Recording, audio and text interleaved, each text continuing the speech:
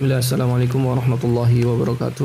Alhamdulillah, hamdan katsiran thayyiban mubarakan fih kama yuhibbuhullahu wa yarda. Asyhadu an la ilaha illallah wahdahu la syarika lah wa asyhadu anna Muhammadan abduhu wa rasuluhu la nabiyya wa la rasula ba'da, amma ba'du. Kaum muslimin, hadani Allah wa iyyakum. Di antara perbuatan kesyirikan adalah mencari sebab kesembuhan atau berobat dengan menggunakan metode sihir. Bisa dengan jimat-jimat, mantra-mantra, mendatangi dukun-dukun dan sejenisnya yang bisa berpengaruh pada badan. Namun pengaruh sihir tersebut tetap tergantung atas izin Allah Subhanahu wa taala. Sihir ini juga merupakan bentuk kekufuran dan kesesatan sebagaimana Rasulullah sallallahu alaihi wasallam bersabda, "Ijtanibu as-sab'al mubiqat." Jauhilah oleh kalian 7 hal yang membinasakan. Kemudian para sahabat bertanya kepada Rasulullah sallallahu alaihi wasallam, "Ya Rasulullah, wa ma hun?" Wahai Rasulullah, apa 7 hal yang membinasakan tersebut? Maka kata Nabi sallallahu alaihi wasallam, "Asyirku billah, was-sihru, wa qatlun nafsil lati harramallahu illa bilhaq, wa aklu malil yatim, wa aklu riba, wa tawalli yawmaz zahfi, qadful muhsinatil ghafilatil mu'minat." 7 hal yang membinasakan kata Rasulullah sallallahu alaihi wasallam. Yang pertama adalah kesyirikan kepada Allah Subhanahu wa taala, yaitu menduakan Allah Subhanahu wa taala. Kemudian dosa sihir.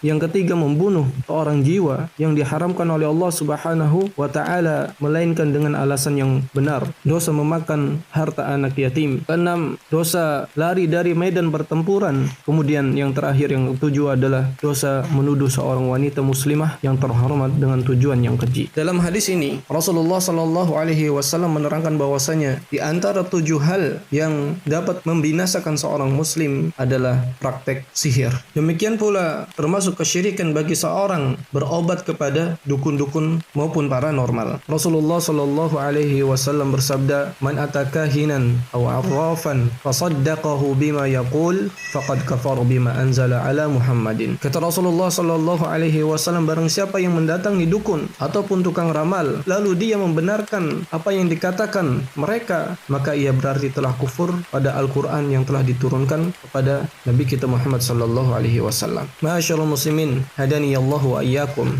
Satu hal yang dapat memotivasi kita untuk terus berusaha mencari kesembuhan adalah jaminan dari Allah Subhanahu wa taala bahwasanya seluruh jenis penyakit yang menimpa seorang hamba pasti ada obatnya. Rasulullah sallallahu alaihi wasallam bersabda, "Ma anzalallahu da'an illa anzala lahu shifaan." Tidaklah Allah Subhanahu wa taala menurunkan suatu penyakit kecuali Dia juga menurunkan penawarnya. Hadis ini adalah motivasi bagi kita semua tatkala kita tertimpa suatu penyakit untuk terus mencari sebab-sebab kesembuhan. Dan juga Rasulullah sallallahu alaihi wasallam bersabda, untuk setiap penyakit ada obatnya. Apabila obat tersebut sesuai dengan penyakitnya, penyakit tersebut akan sembuh dengan seizin Allah Subhanahu wa taala. Hadis ini diriwayatkan oleh Imam Muslim. Di antara salah satu usaha untuk mencari sarana kesembuhan adalah kita diperintahkan untuk berikhtiar mencari sebab-sebab kesembuhan seperti mendatangi dokter-dokter, tabib-tabib yang sudah terbukti secara ilmiah adapun mengkonsumsi obat-obatan. Akan tetapi ma'asyiral muslimin, innallaha lam yaj'al shifaakum fi haram. Sesungguhnya Allah tidak menjadikan kesembuhan dari penyakit yang diderita kita semua pada hal-hal yang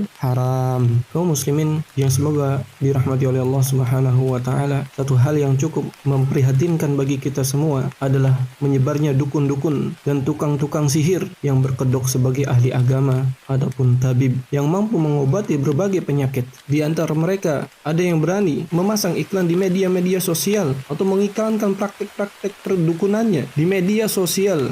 Bahkan mereka mengklaim bahwasanya dirinya mampu mengetahui hal-hal yang gaib. Wal'iyadzubillah. Oleh karenanya, ma'asyiral muslimin, hadani Allah wa iyyakum, kita harus berhati-hati dalam mencari sebab-sebab kesembuhan dari penyakit-penyakit yang kita derita. Jangan sampai terjerumus dari sesuatu yang dilarang ataupun diharamkan dalam agama kita. Billahi taufik. Assalamualaikum warahmatullahi